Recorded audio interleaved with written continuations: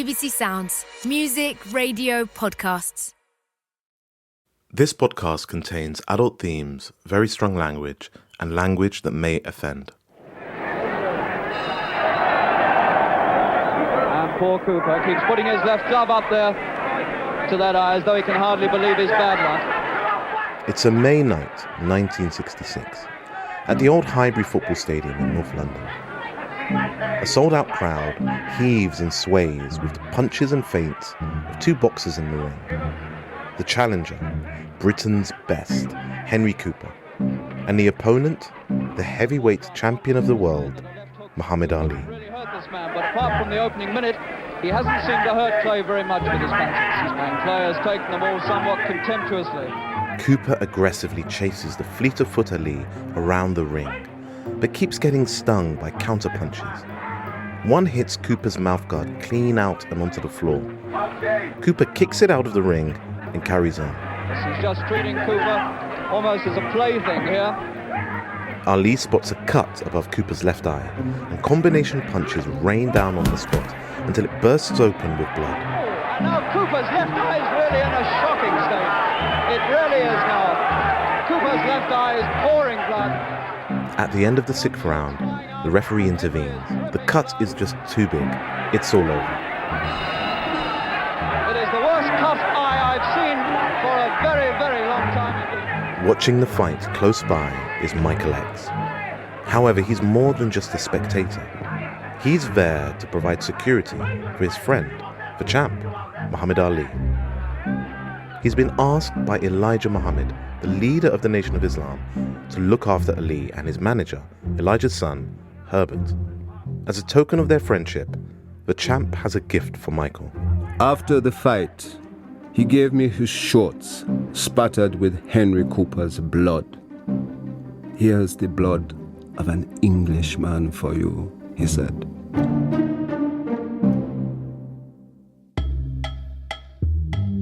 At the end of episode 3, we left Michael as a rising star for the movement against racism in the UK.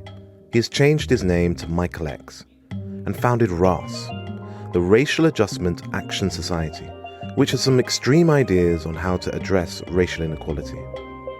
As a result of this, and his relationship with Malcolm X, he is being watched by the British and American security services. In this episode, we'll see Michael build a relationship with the Nation of Islam and the heavyweight champion of the world, Muhammad Ali. But we'll also see a different side to Michael, as he becomes interested in the counterculture, beatnik, hippie movement of the 60s, and forges friendships with some of its leading figures, joining them to become a founder of something called the London Free School, from which the Notting Hill Carnival is born. My name is Hamza Salmi, and this is Who Was Michael X? Episode 4, Here's the Blood of an Englishman.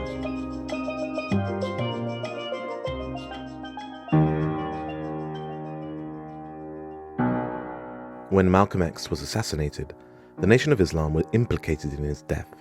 Although Michael professed his love for Malcolm X as the inspiration for his new persona, it didn't deter him from reaching out to the nation, particularly to Herbert Muhammad, the son of its leader, who was also the manager of the boxer Muhammad Ali.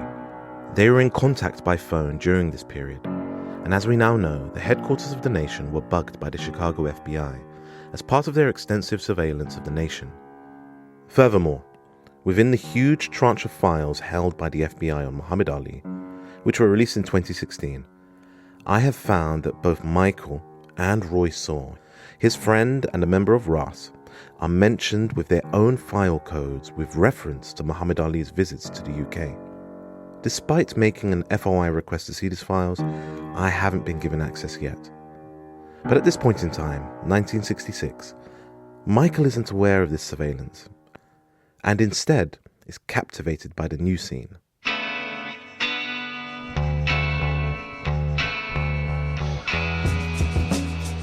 The 60s are in full swing. Britain is changing, and Michael is a part of this change. Colour is taking hold of once grey cities. The youth are flinging off old traditions, looking for new meaning and ways of living.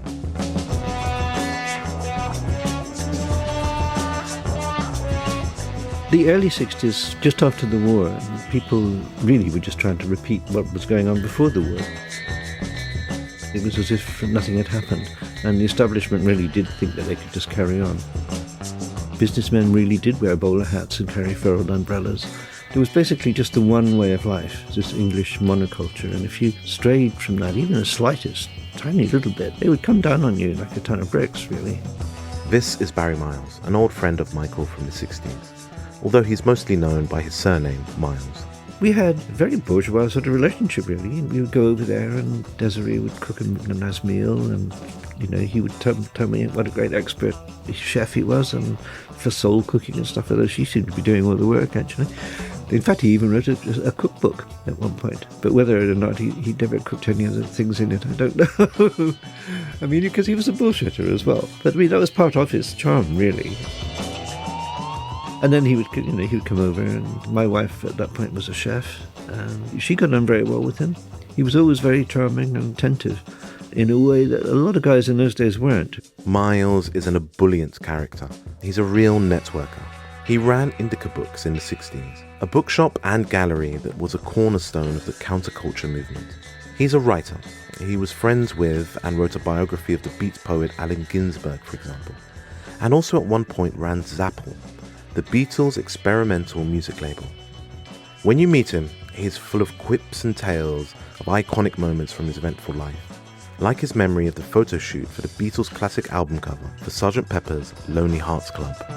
Everything was being set up. The hot lights had been on the flowers, which were all wilting, and everything was a complete chaos, as you might imagine. Then the Beatles went off to get changed into their outfits. And I don't know what they expected us to do, but everybody laughed. We just thought they would look really funny, and they got really uptight. Miles and Michael met in Notting Hill.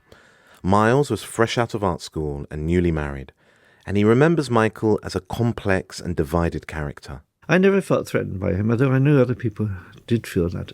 Michael was quite a serious person, I think. But again, that may have just been his demeanour.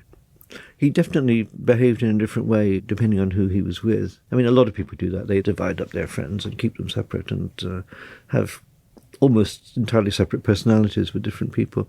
With me, because I was running a bookshop, and he also knew that I knew the Beatles, which I suppose must have helped.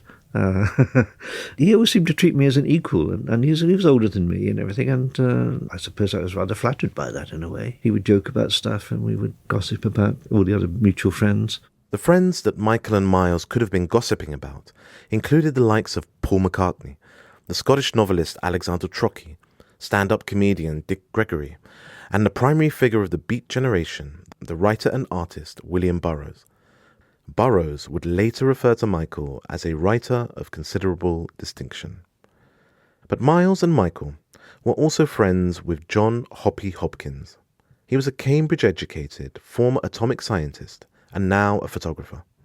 He photographed the likes of Malcolm X, Martin Luther King, the Rolling Stones, and the Beatles, amongst many others. And Miles lived with him. Hoppy, in addition to all his photography and everything else, was also dealing drugs a little bit. It was always a thing in the early 60s that some white boy was busted for drugs. They always said, I got it from a black man in Notting Hill. But the fact is, the black man in Notting Hill largely got it from a white man in Notting Hill, which was Hoppy. Hoppy was a key part of the rising underground counterculture movement in the UK. But what was it all about? The movement is a paradox of abstractions. It has no leaders, no manifesto. No two people agree on its aims. It is merely the sum of its diffuse activities, a legion of young sympathizers, and a few geographical locations. Its institutions are the Indica Bookshop, the International Times, the UFO Psychedelic Nightclub, and the Janetta Cochran Theatre. Those who are involved in it share a common viewpoint, a new way of looking at things, rather than a dogma or ideology. Thus it can never be suppressed by force or law. You can't imprison consciousness, because the revolution has taken place within the minds of the young. The individual should be free from hindrance by external law or internal guilt in his pursuit of pleasure, so long as he does not impinge on others. The search for pleasure covers every field of human activity, from sex, art and inner space, to architecture and abolition of money, outer space, and beyond. The weapons are love and creativity. The new movement is slowly, carelessly, constructing an alternative society. It is international, interracial, equisexual, with ease. Hoppy died in 2015, but here he is in the 60s, describing just what the movement meant to him. What we're all learning to do is to live hanging free. It's to live in a state where one expects change all the time. The older generation are just not used to change. The immediate consequence of this is that concepts like nationality and national boundaries are ludicrous, and all they serve to do is to keep people apart. The world belongs to me, not just this country, the whole world. And I'm not going to be kept out of any place just because some stupid man at the border in a uniform says you can't come here. Out of this mindset, and Hoppy's ambition to change the world, two projects emerged in which Michael was also involved. One was the London Free School, the other the International Times. The International Times was a radical magazine for the counterculture movement created by Hoppy and Miles. Launched at the Roundhouse in London in October 1966, the first ever event that took place there, its aims were to turn the publishing industry on its head. When we started International Times, it had no money, of course. There was no financial backer. We just started it and tried to live off of the advertising and street sales. The International Times was an underground paper. Anyone could bring in stuff. In the early days, no one got paid. The idea was to reflect what was going on in a way that Fleet Street never did. Fleet Street had an automatic filter that you had to do 2 years of probationary training in a provincial newspaper before you were even allowed to work in Fleet Street, whereas we didn't obey any of the union rules or anything else. We just had a newspaper, and anyone who wanted to write for it could write for it. And we encouraged skinheads and people like that to write. And it was obvious to try and get Michael in. At one point, the editorial role in International Times rotated between a woman, a black person, and a hippie every 3 weeks. I mean, it's pathetic when you think back. We were so naive back then. Michael wrote articles for the International Times on black politics, with a byline describing him as Britain's hippest West Indian leader. But he also published his poetry. In fact, through his friend Alex Trocky, he became a representative from Trinidad at the Commonwealth Arts Festival in Cardiff. The festival debated the future of poetry, but Michael was more concerned with the political here and now. He stood up and proposed a motion. I would like to raise a motion that this conference send a message to Chairman Mao Zedong, whom we consider a fellow poet, asking him to use poems against India, if he must use anything, and not guns. Despite protestations from other poets saying the idea was ludicrous, Michael's motion won through, and along with the letter, 12 poems were sent from delegates. A couple of weeks later, Mao sent a message to Michael at his North London home thanking him for the poems. I don't know what that is. Look at that, ye olde London Free School from the 60s. Nothing much happening there. Part repayment of debt, 1966, £5. This is Peter Jenner and his daughter Mushi. We're sat in their front room going through Peter's meticulously collected files and archives. Oh, £9. Or is it £4? Could be £4. At least Michael's getting paid at some point. I don't know if it's Michael X. No. I don't think it would be Michael X. No. Peter was another good friend of Michael's and Hoppy's in the 60s. Right. He was also a part of the counterculture scene. He's famous amongst other things as the manager of the Pink Floyd, The Clash, T-Rex, and many other bands. On top here. Oh, there's Michael Abdul-Malik. He was nice, I like Michael. Michael and I got on well. Yeah, we were mates. We're going through his archives of the London Free School, which he co-created, and anything else related to Michael. I got on with Michael fine, you know. We'd go around and there was a lot of, fancies and bullshit. He was a bullshitter. He was a heavy bullshitter, and I'm quite a bullshitter. So it was a sort of, battle of the bullshitters, and it was interesting. Bullshitter. A reoccurring theme with Michael. The London Free School was an attempt to offer an alternative education system to the poor and discriminated in the Notting Hill area. Peter Jenner at the time was a lecturer at the London School of Economics, Cambridge educated too, like Hoppy. Most of the founders of the school had an elitist education, were conscious of that privilege and wanted to give something back. Inspired by the Free University of New York, they wanted people to have access to an education which embodied counterculture values and was relevant to the 20th century. They wanted to change society. We would always have meetings and we'd sit around and talk about the meaning of life and how things should be. And there was a lot of fantasy, but there also was a lot of links with America, the American underground. There was a lot of sort of telephonings with the guy who does all the sort of the Campbell soups and all that stuff. Oh, Andy Warhol? Yeah. Michael's role was key, right at the beginning, by giving the school a home in Powers Terrace, handing over his old gambling den in the basement. As Miles explains, he had a place that was available, and he made it available. And people were staying there. It was more than just the one room. It was quite a lot of rooms. One musician lived there the whole time. It almost immediately went from being an academic thing to being a community program. And Michael's thing, he did literacy lessons, mostly with illiterate Irishmen. He had a whole class. I visited him there once. There were literally about 20 of these guys carefully writing stuff down and being taught to read and write by Michael. There was no money in that. There was no kudos particularly, because no one knew about it. So to me, that was, I suppose, proof that there was that side to him. He really had changed. There was that good side to him. Michael was the black representative of the counterculture movement. Just as with the national press, he was the go-to voice for black opinion. The movement was essentially hippie in its nature and non-cynical, completely at odds with the hard hustler life Michael had previously inhabited. Suddenly, he was surrounded by idealistic artists, writers and philosophers, full of optimism. Drugs were also a key feature of the movement, and Michael, although generally only a marijuana user, also went with the flow. I think one side of Michael was very intrigued by what the hippies were doing, because he felt alienated from both cultures. Obviously, all the white people just regarded him as black because he was from Trinidad and he had a bit of an accent. So, of course, he wasn't white and British as far as they were concerned, so that was the end of it. But there was a side of him that was very different from Caribbean society. I mean, for instance, he really enjoyed psychedelics.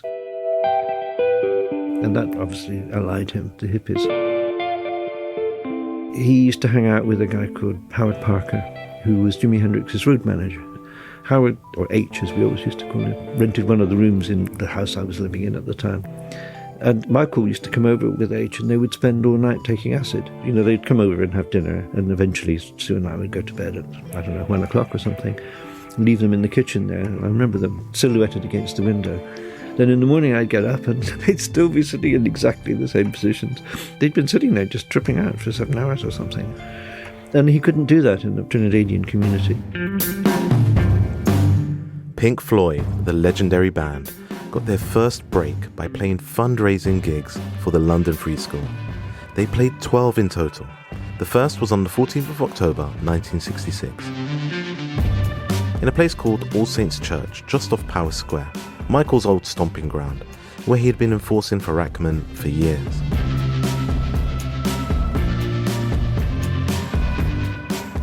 Pete Jenner's father was a clergyman. He'd always raised money for the church by having jumble sales and events at the church hall. So he thought, there is a church hall, we'll rent the church hall and we'll just hire a band. Literally, over about 5 weeks, it went from an audience of about 30 or something to 400 or 500, and then you had to be turning people away. They became, as it were, the house band for the London underground scene. Did you realise how big it was going to be at the time? Of course not. Of course not. You did it because it was good fun, it was, let's do something,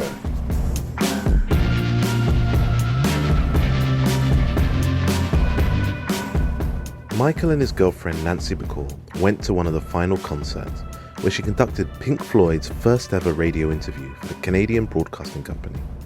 But the other major outcome of the London Free School was the setting up of the Notting Hill Carnival. It took me a year to track down the woman who could tell me firsthand how this came about. Coincidentally, I met her at a place called the Tabernacle, a cultural and community hub just across the road from where the Pink Floyd played their gigs. My name is Barbara Shervington.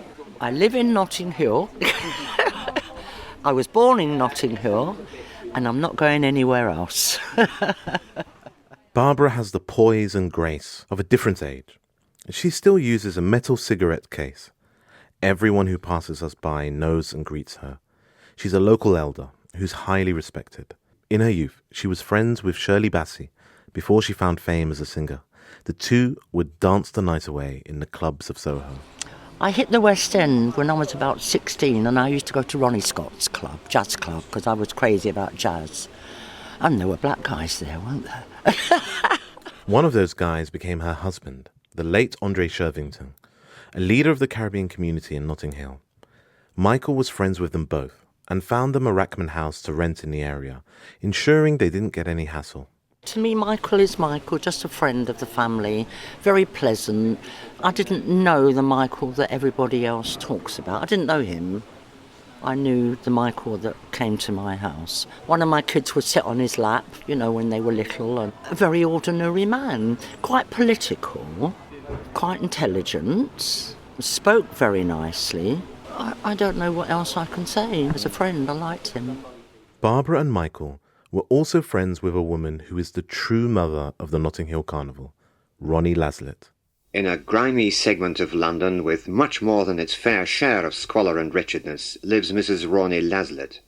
Her house is one of hundreds looking exactly alike, big and gaunt, just the same as all the others in dingy row upon row. Mrs. Laslett's bedroom, or should I say her office, is spacious. High ceiling, big old-fashioned furniture, a cage with budgerigars, a large dog snoring gently by her bedside.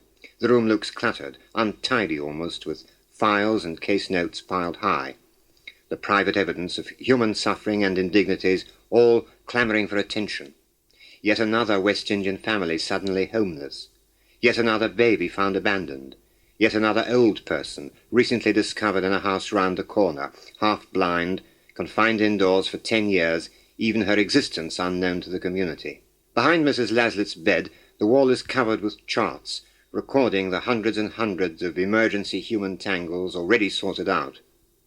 Now, outside your window, there's a big notice saying, "The Neighbourhood Service." What does this mean? It means exactly that, a neighbourhood service, but ours is a very wide neighbourhood. Now it has extended right outside the Notting Hill and Westminster area. But what does the Neighbourhood Service mean? What does it do? What does it stand for? Well, quite a number of people in this area, mainly the immigrant people, are completely ignorant of the way local governments work, what their rights and privileges are under the Rent Act, and generally where to go with their really overwhelming problems. Landlord and tenant problems, domestic problems, educational problems, legal problems. Ronnie was a woman who, despite a hard life, had a kind heart and a sense of duty. This interview from the 60s by the BBC documented her noble efforts to help the disadvantaged in Notting Hill by whichever means she could. She acted as a protector, liaising with the council and a conduit for those who lacked the knowledge to help themselves. She was in conflict with Michael when he was an enforcer for Peter Rackman, but later they were on good terms. Barbara Shervington knew Ronnie well. We lived in Tavistock Crescent. She came over to the Dorset one day and we chatted, and then she said, what kind of work do you do? So I said, well, when I do work, I do secretarial work. So she said, oh, that's interesting. I need somebody to come and help me, because she said, I am a social worker, but I'm not a registered social worker. But everybody knows me, and they'll come to me from over Latimer Road and those places. And so I used to go over there, do any typing she needed, make phone calls, whatever. Ronnie was another of the founding members of the London Free School, alongside Hoppy Hopkins, Peter Jenner and Michael X. And my feelings are that all of us, regardless of race, colour and creed, are in the world, and therefore we are brothers and sisters. And that if I can't feel what is happening to my brother, I can't do something to help him, I'm not doing very much to help myself. One of Ronnie's contributions to the London Free School was to turn her home into a children's playgroup. There's a photo that was taken in Ronnie's living room. It's packed with little children. They're all different colours, black, white, mixed race, and dressed in their Sunday best. looking expectingly and pressing up against a man in a leather jacket who's sitting on the floor signing autographs. It's Muhammad Ali.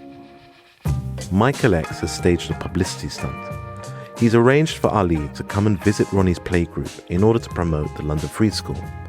The champ is in London for the Henry Cooper fight, the fight that you heard at the opening of this episode. He stays for half an hour, signing autographs and entertaining the children.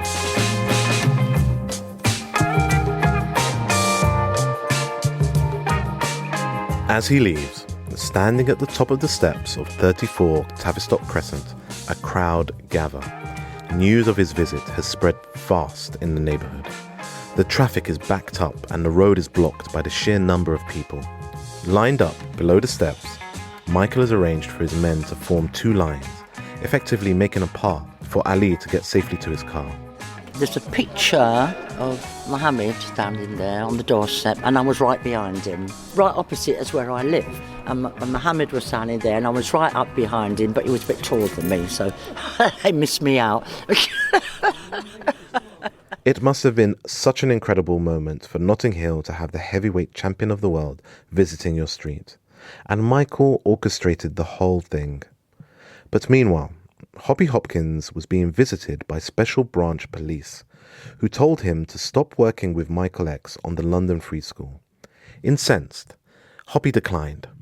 Perhaps he felt there was a double standard at play, one with racial undertones, and that Michael was being unfairly targeted.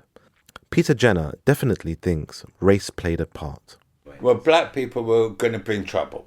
By definition, if you're black, you're trouble. And that, I think, is how we got away with it, because we were black. We were nice white people. You know, I went to Cambridge University, and in hindsight, looking back, we provided a respectable front.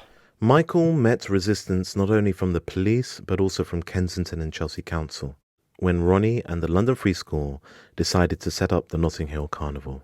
Things came to a head when we decided to revive the Notting Hill Fair and Pageant, which had not taken place for more than 100 years.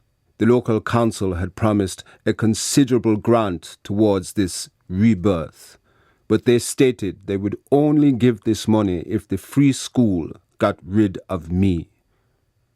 But they refused point blank. I was very happy about this, and it made me work that much harder. Hoppy and the rest of the London Free School stood by Michael, declining the grant from the council and forging ahead. But the whole idea of who created the carnival is still a contentious issue. The black activist Claudia Jones is often hailed as the mother of carnival, as in the late 1950s she created indoor carnival events with steel bands and beauty pageants as fundraisers to help people who had been fined in the Notting Hill riots of 1958. But the truth is messy, as is often the case. Claudia passed away in 1964, and the carnival we see today, the outdoor event, largest in Europe, second only in the world to Rio de Janeiro, which spills out onto the streets, bringing with it a riot of colour, music and dance, and has continued from 1966 until the present day, stemmed from a vision had by Ronnie Laslett, the white social worker who had spent years trying to help people in Notting Hill.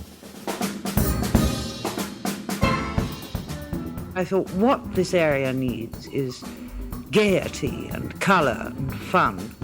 And I was thinking about this on a Friday night, just as I was sort of going off to sleep. And suddenly, I suppose in my half sleep, I suddenly saw a procession, a festival, and people dancing in the streets and gaiety and fun. And the very next morning, I said to some of the people in my house, we're going to have a festival. I'd never done a festival before. The first thing I did was rung up the police and say, well, look, I want to have a procession or a parade in September. And from that moment on, I started doing the Notting Hill Festival. And this really ended up just as I had envisaged it. I had, must have been about 30 or 40 children dressed as Dickens children. I had young students dressed as kings and queens, West Indian steel bands in the street, and people were dancing, and we had an 8-day festival. when the time came, we went to Kensington High Street and we went begging. We went to all the shops and said, we're going to do a carnival, so we're looking for donations. We did all this over a period of 2, 3, 4 weeks. These people would ring us, oh, I've got a box here for you, would you like to come and get it, da-da-da-da.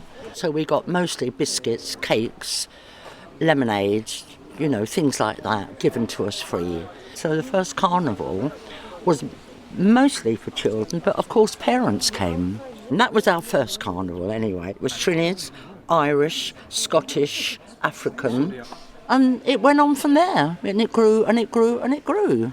In fact, the Caribbean community were initially reluctant to participate, and Michael encouraged them to join the celebrations. He and the other members of the London Free School were each given tasks to do. As you can hear from the archive, everyone was referring to this event as a fair or a festival, but the moment it became a carnival was when steel band player Russell Henderson got involved. He, like Michael, was from Trinidad, the place where true carnival first emerged, and he took the procession to a new level. When I got there, I realized they had these clowns and children all dressed up in a coach, little donkey cart.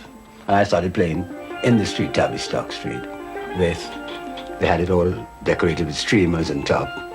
Well, I found it was getting a bit boring, and I told the boys with me, let's walk. And within a few steps in the street, we saw people following and coming in and, really getting into a carnival spirit. By the time he got back to the start, hundreds of people were following. Ronnie remembers Michael congratulating her after the procession on the first day. It wasn't until the actual day when I was seeing the parade off that I suddenly thought to myself, the audacity. Look what I've done. I've launched all these people in the street.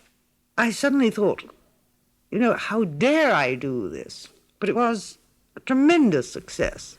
The London Free School was short-lived and in some ways deemed a failure, but Carnival is its lasting legacy. True to its name and spirit, the Free School, the original group behind it let it go. As Barbara recalls, we did it for fun, we enjoyed it, and it grew bigger, and your children grow big and then they go away. You don't grab them and hold on, you let it go. And I think we did the same thing with Carnival, into the hands of people who knew how to handle it. And I don't think any of us felt bad about it. Best thing to let it do, grow up. So what does Carnival mean today? I have been going to Carnival since I was a kid on top of my dad's shoulders. In the days before mobile phones, my dad would tie a piece of string to my mum's wrist so they wouldn't lose each other. I had family in the area, and in my teenage years I chased down many a float to the top of Notting Hill, having followed them miles around the whole route. To me, Carnival is a fantastic expression of freedom. For those few days, the streets belong to the people. The steel pan is the beating heart of Carnival and of Trinidad, and that's why I used it as a theme tune for this podcast. The composer of that song, Kyra Nakau, has also been going to Carnival since he was a kid. 1979, I believe, was the year that I first came. I played a bumblebee in a band called Starlift, which is named after a steel band in Trinidad, ironically enough. And Desperados came over that year from Trinidad. Desperados is one of the best, most reputable steel band institutions from Trinidad, right? And they came over in 1979 and I guess showed us how it was done, and it was magical. Carnival is much maligned in the press. People of colour often feel it comes under unwarranted attack. But this is an institution now. It's not just an institution of the Caribbean community, but has become part of the mainstream British culture. Carnival floats have gone down the Mall for the Queen's Jubilee. The country loves their carnival. Whether that be because of the connectivity of people or for the revenue, I think it has a wonderful effect. I think there's some things that just don't get corrupted, and the effect of Carnival on people is always going to be positive. No matter how much they try to taint it sometimes, we know better. It's always going to be a positive effect.